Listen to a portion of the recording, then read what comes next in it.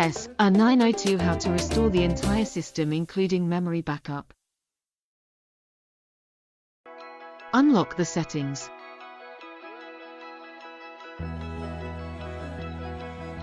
If in remote mode, change to manual mode. Tap the main menu icon in the upper right corner. First, restore the entire system. Tap the system. Tap the system backup restore, and tap the restore. Tapping yes will restore the entire system. After restoring the entire system, restore the memory backup. Tap the main. Tap the memory handling. Tapping the memory restore will restore the memory.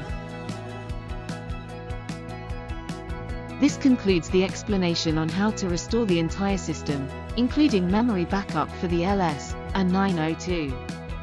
Thank you for watching.